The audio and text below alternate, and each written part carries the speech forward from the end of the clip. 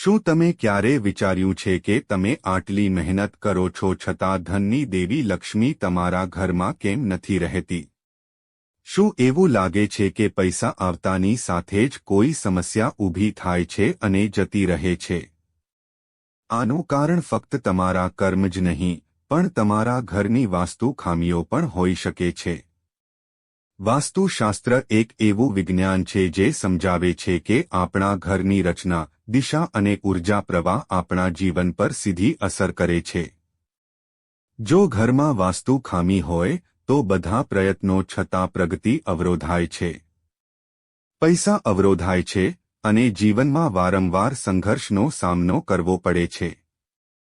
તો સાલો 21 વાસ્તુદોષ કયા છે તેના વિશે જાણીએ. પરંતુ પ્રિય મિત્રો, વિડિયોમાં આગળ વધતા પહેલા મારી તમને એક નાની વિનંતી છે કે વિડિયોને અંત સુધી જુઓ.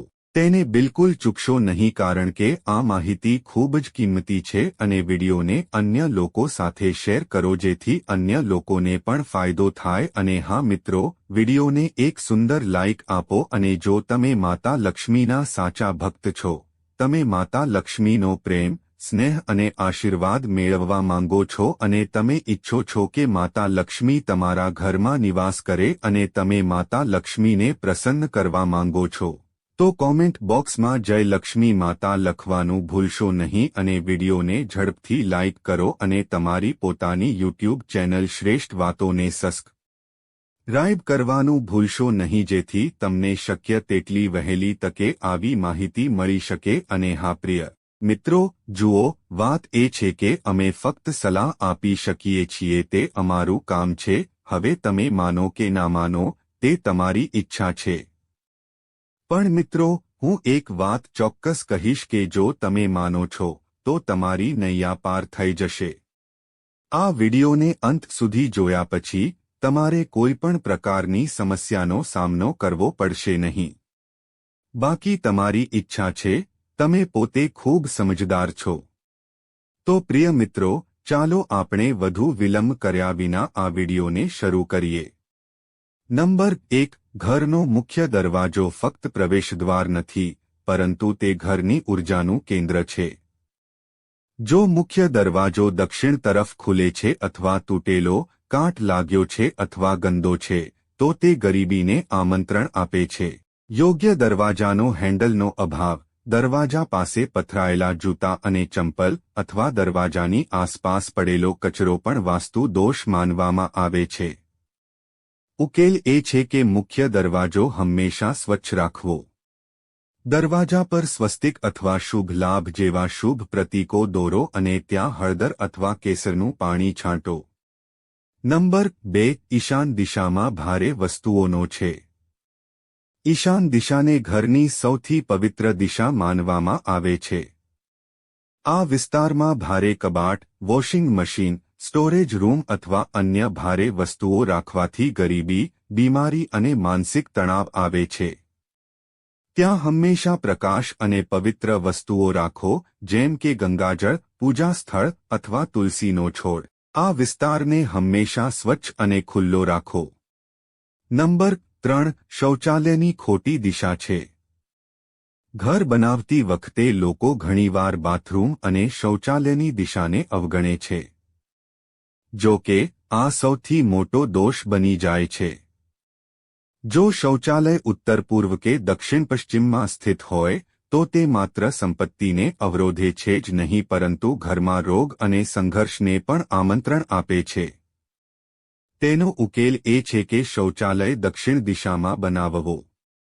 જો તે પહેલાથી જ ખોટી દિશામાં સ્થિત હોય, તો દરવાજા પર પીળા કે વાદળી પડદા લટકાવો અને નકારાત્મક ઉર્જા શોષવા માટે તેમાં મીઠાનો વાટકો મૂકો. નંબર 4. રસોડું અને અગ્નિ દોષ છે. રસોડું ઘરમાં અગ્નિનું પ્રતીક છે.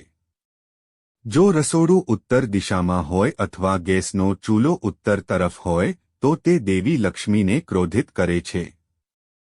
રસોડું દક્ષિણ પૂર્વ દિશામાં રાખવું અને રસોઈ બનાવતી વખતે પૂર્વ તરફ મુખ રાખવું ખૂબ જ શુભ છે. વધુમાં, રસોડામાં સિંક અને ચૂલા જેવા પાણી અને અગ્નિના સ્ત્રોતોને એક જ લાઇનમાં રાખવાનું ટાળો. હંમેશા તેમની વચ્ચે થોડું અંતર રાખો. નંબર 5. ઘરના મધ્યમાં ભારે બાંધકામ છે. ઘરનું કેન્દ્ર બ્રહ્મસ્થાન ઉર્જાનો સ્ત્રોત છે. આ વિસ્તારમાં ભારે કબાટ, બોક્સ, સીડી અથવા પાણીની ટાંકી રાખવાથી ઘરની ઉર્જા ખલેલ પહોંચે છે અને ગરીબી આવે છે. આ વિસ્તાર ખાલી અને હળવો રાખો. તમે માર્બલ પ્લેટ પર શ્રીયંત્ર અથવા વાસ્તુ પુરુષનું ચિત્ર પણ મૂકી શકો છો. નંબર 6. તૂટેલી વસ્તુઓ અને તૂટેલી ઘડિયાળો છે. વાસ્તુ અનુસાર ઘરમાં તૂટેલી મૂર્તિઓ, તૂટેલા વાસણો, તૂટેલી ઘડિયાળો અથવા બિનકાર્યક્ષમ ઇલેક્ટ્રોનિક વસ્તુઓ રાખવાથી દુર્ભાગ્યને આમંત્રણ મળે છે. આ બધી વસ્તુઓ ઘરની સકારાત્મક ઉર્જાને અવરોધે છે. ખાસ કરીને બંધ ઘડિયાળો સમયના પ્રવાહને રોકે છે, જે જીવનમાં પ્રગતિમાં અવરોધ ઊભો કરે છે. આ વસ્તુઓને તાત્કાલિક દૂર કરો અને હંમેશા ઘડિયાળને યોગ્ય સમયે ચાલુ રાખો. નંબર 7. પૂજા સ્થળનો દોષ. જો પૂજા સ્થળ શૌચાલયની નજીક હોય અથવા પૂજા સ્થાનમાં જૂતા અને ચંપલ રાખવામાં આવે તો આ દેવતાઓને ગુસ્સો આપે છે. પૂજા સ્થાન હંમેશા ઉત્તર પૂર્વ દિશામાં રાખો અને ત્યાં દરરોજ દીવો પ્રગટાવો. પૂજા સ્થાનને દરરોજ સાફ કરો, ખાસ કરીને ગાયના ઘીથી, અને ત્યાં સ્વચ્છ અને શુદ્ધ ઉર્જા જાળવી રાખો. નંબર 8. બેડરૂમમાં અરીસાનો દોષ. ઘણા ઘરોમાં બેડરૂમમાં કપડાં સાથે અરીસા જોડાયેલા હોય છે અને તે ઘણીવાર સીધા પલંગ તરફ હોય છે. વાસ્તુ અનુસાર જો સૂતી વખતે અરીસો તમારા શરીર અથવા માથાને પ્રતિબિંબિત કરે છે તો તે માનસિક તણાવ, ભય, ચિંતા અને વૈવાહિક જીવનમાં તણાવનું કારણ બને છે. તે પૈસાની ખોટ અને સ્થિરતાના અભાવનો પણ સંકેત આપે છે. જો અરીસો દૂર કરવો શક્ય ન હોય તો તેને જાડા પડદા અથવા કપડાથી ઢાંકી દો, ખાસ કરીને રાત્રે. નંબર 9. બેડરૂમમાં દેવતાઓના ચિત્રો. ઘણા લોકો તેમના બેડરૂમમાં દેવતાઓ અથવા ગુરુઓના ચિત્રો મૂકે છે. જો કે વાસ્તુ અનુસાર આ શુભ માનવામાં આવતું નથી. બેડરૂમ આરામ અને વ્યક્તિગત ઉર્જાનું સ્થળ છે. જ્યારે દેવતાઓની હાજરી પૂજા અને ધ્યાન માટે છે. જો તમારા બેડરૂમમાં મંદિર અથવા ધાર્મિક છબીઓ છે તો તેમને ઉત્તર પૂર્વમાં અલગ સ્થાન પર રાખો અને તેમને પલંગથી દૂર રાખો. નંબર 10. દક્ષિણ દિશામાં પાણી છે. વાસ્તુશાસ્ત્રમાં પાણીને ચંદ્ર, શાંતિ અને લક્ષ્મીનું પ્રતીક માનવામાં આવે છે. જો કે જો તેની દિશા ખોટી હોય તો તે ધનની હાનિ તરફ દોરી શકે છે. તમારા ઘરની દક્ષિણ દિશામાં પાણીની ટાંકી, ફુવારો અથવા માછલીઘર રાખવાથી નાણાકીય નુકસાન અને સ્વાસ્થ્ય સમસ્યાઓ થઈ શકે છે. પાણી હંમેશા ઉત્તર પૂર્વ અથવા પૂર્વ દિશામાં રાખવું જોઈએ. નંબર 11. સીડીઓનું ખોટું સ્થાન છે. જો સીડી ઘરની મધ્યમાં અથવા ઉત્તર પૂર્વ દિશામાં બનેલી હોય તો આ એક મુખ્ય વાસ્તુ દોષ છે. આનાથી પરિવારમાં વારંવાર મુશ્કેલીઓ, નાણાકીય અવરોધો અને માનસિક તકલીફો થાય છે. સીડી માટે યોગ્ય દિશા દક્ષિણ અથવા પશ્ચિમ માનવામાં આવે છે. જો સીડીઓ પહેલાથી જ ખોટી દિશામાં હોય તો સીડી નીચે લાલ ઈંટો વડે ત્રિકોણ બનાવીને ઉકેલ શોધી શકાય છે. નંબર 12. ઘરમાં વાસી ખોરાક અને ગંદા વાસણો. સવાર સુધી રેફ્રિજરેટરમાં બચેલો ખોરાક રાખવો અથવા ઘરમાં વાસી ખોરાક રાખવો એ વાસ્તુ દોષ માનવામાં આવે છે. આ બીમારી વધારે છે અને નકારાત્મક ઉર્જા ફેલાવે છે. તેવી જ રીતે રાત્રે રસોડામાં કે સિંકમાં ગંદા વાસણો રાખવા પણ શુભ નથી. રાત્રે બધા વાસણો સાફ કરવાનો પ્રયાસ કરો અને બચેલો ખોરાક પક્ષીઓને ખવડાવો. નંબર 13. ખોટી દિશામાં તુલસીનો છોડ. તુલસીને દેવી લક્ષ્મીનું સ્વરૂપ માનવામાં આવે છે. જો કે જો તુલસીનો છોડ દક્ષિણમાં મૂકવામાં આવે છે અથવા સુકાઈ જાય છે તો તે દુર્ભાગ્યને આમંત્રણ આપે છે. તુલસીનો છોડ હંમેશા ઉત્તર પૂર્વ અથવા પૂર્વ દિશામાં રાખો. તેને નિયમિતપણે પાણી આપો. તેને સાફ રાખો અને ક્યારેય તેની નજીક જૂતા કે ચંપલ ન રાખો. નંબર 14 સ્ટોરરૂમ કે કચરાની ખોટી જગ્યા.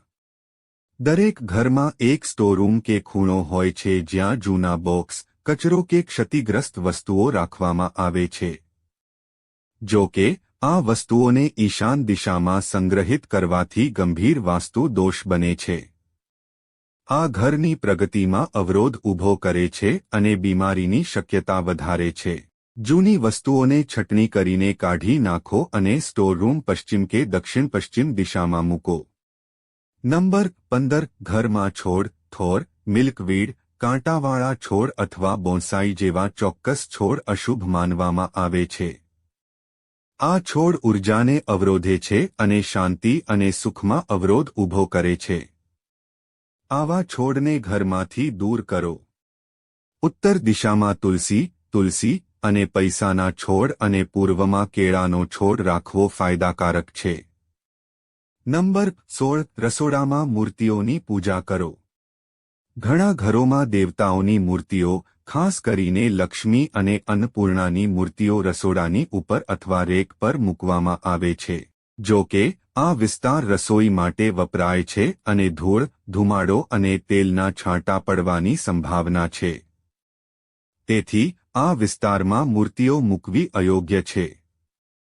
તેમને પૂજા સ્થાનમાં મૂકો અને રસોડાને ફક્ત ખોરાકની શુદ્ધતા માટે જ વાપરો. નંબર 17 વાસ્તુ પુરુષનો બ્રહ્મસ્થાન દોષ. દરેક ઘરમાં બ્રહ્મસ્થાન નામનું કેન્દ્ર હોય છે. આ ઘર માટે ઊર્જાનો મુખ્ય સ્ત્રોત છે. જો આ જગ્યામાં ભારે વસ્તુઓ, શૌચાલય, સીડી કે થાંભલા મૂકવામાં આવે તો વાસ્તુ પુરુષનો શ્વાસ અવરોધાય છે. આનાથી સમગ્ર પરિવારની પ્રગતિ, સ્વાસ્થ્ય અને શાંતિ પર અસર પડે છે. બ્રહ્મસ્થાનને હંમેશા ખુલ્લું, સ્વચ્છ અને પ્રકાશ રાખો. કોઈપણ કચરો, ભારે વસ્તુઓ કે પથ્થરો ફ્લોર પર રાખવાનું ટાળો. જો બાંધકામ પહેલાથી જ થઈ ગયું હોય, તો પીળા કપડામાં હળદરનો ગઠ્ઠો બાંધો અને નિયમિતપણે દીવો પ્રગટાવો. નંબર 18 જો તમારા ઘરમાં તિજોરી કે લોકર દક્ષિણ દિશામાં ખુલે છે અથવા પશ્ચિમ તરફ મુખ રાખે છે, તો સંપત્તિ રહેશે નહીં. પૈસા અંદર આવશે પણ ટકશે નહીં. તિજોરી હંમેશા દક્ષિણ દિવાલ સામે, ઉત્તર તરફ મુખ રાખીને રાખો. ઉત્તર દિશાને કુબેરની દિશા માનવામાં આવે છે, જે સંપત્તિની સ્થિરતા અને વૃદ્ધિ સુનિશ્ચિત કરે છે.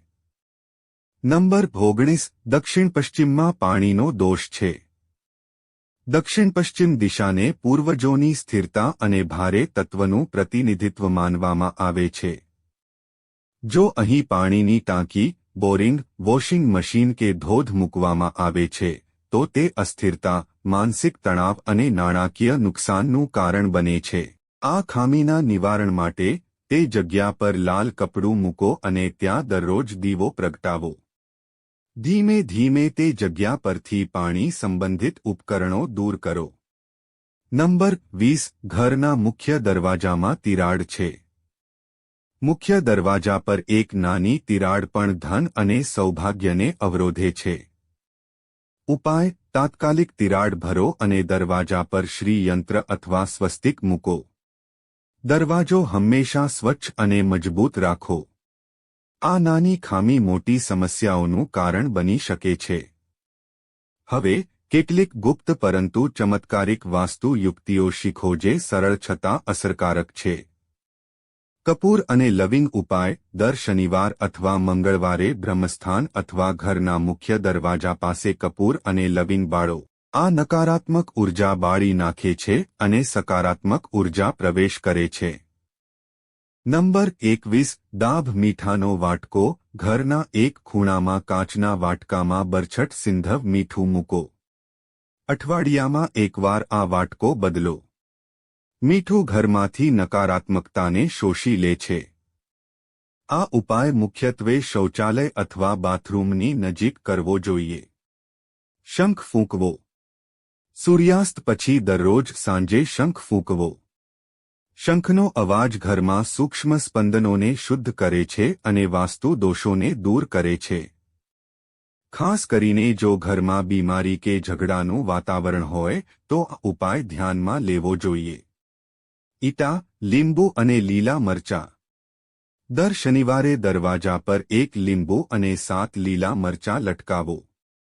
આનાથી ખરાબ નજર, રાહુ અને કેતુ અને વાસ્તુ દોષોની અસર ઓછી થાય છે. દુકાન કે વ્યવસાયિક સ્થળે પણ આ ઉપાય ખૂબ જ ફાયદાકારક છે. દક્ષિણ પૂર્વમાં દીવો પ્રગટાવો. દક્ષિણ પૂર્વને અગ્નિકોણ કહેવામાં આવે છે. દરરોજ ત્યાં તલના તેલ અથવા ગાયના ઘીનો દીવો પ્રગટાવો. આનાથી ઘરમાં લક્ષ્મી રહેશે અને ધીમે ધીમે વાસ્તુ દોષો દૂર થશે. હવે તમે સમજી ગયા છો કે ગરીબી કેમ રહે છે. આ વાસ્તુ દોષો નાના લાગે છે પરંતુ જીવનના દરેક પાસાને અસર કરે છે. સંપત્તિ, આરોગ્ય, સંબંધો, સુખ અને શાંતિ. જો તમે તમારા ઘરમાં ઉપર સૂચિબદ્ધ 21 વાસ્તુ દોષોમાંથી કોઈ પણ ઓળખી કાઢ્યું છે તો તેને હમણાં જ સુધારો. સત્ય એ છે કે જ્યાં સુધી તમારા ઘરનું વાસ્તુ સાચું ન હોય ત્યાં સુધી નસીબ તમને સંપૂર્ણપણે સાથ નહીં આપે. યાદ રાખો, એક ઘર ખરેખર અસ્તિત્વમાં છે જ્યાં સંપત્તિ અને શાંતિ બંને રહે છે અને તે ત્યારે જ થાય છે જ્યારે વાસ્તુ જાગૃત થાય છે. જો આ વિડિયો તમારા જીવનને થોડું પણ સારું બનાવે છે તો તેને તમારા પરિવાર અને મિત્રો સાથે શેર કરો કારણ કે તેમની ગરીબી વાસ્તુ ખામીને કારણે હોઈ શકે છે. પ્રિય મિત્રો, તમને આ વિડિયો કેવો લાગ્યો અમને કોમેન્ટમાં જણાવો. જો તમે માતા લક્ષ્મીના સાચા ભક્ત છો તો તમે માતા લક્ષ્મીનો પ્રેમ, સ્નેહ, આશીર્વાદ મેળવવા માંગો છો અને માતા લક્ષ્મી તમારા ઘરમાં નિવાસ કરે અને તમે માતા લક્ષ્મીને પ્રસન્ન કરવા માંગો છો તો વિડિયોને ઝડપથી લાઇક કરો અને તમારી પોતાની યુટ્યુબ ચેનલ શ્રેષ્ઠ વાતોને સબસ્ક્રાઇબ કરો અને કોમેન્ટ બોક્સમાં ચોક્કસપણે જય લક્ષ્મી માતા લખો. મિત્રો, આ બધી માહિતી જનહિતને ધ્યાનમાં રાખીને આપવામાં આવી રહી છે. તમારી શ્રદ્ધા અને માન્યતા પર જ્યોતિષ અને ધર્મના ઉપાયો અને સલાહ અજમાવો. વિડિયોનો હેતુ ફક્ત તમને વધુ સારી સલાહ આપવાનો છે. અમે આ સંદર્ભમાં કોઈ પણ પ્રકારનો દાવો કરતા નથી. મિત્રો, જો તમને વિડિયો ગમ્યો હોય તો ચોક્કસ લાઇક, સબસ્ક્રાઇબ કરો. આભાર. જય શ્રી કૃષ્ણ.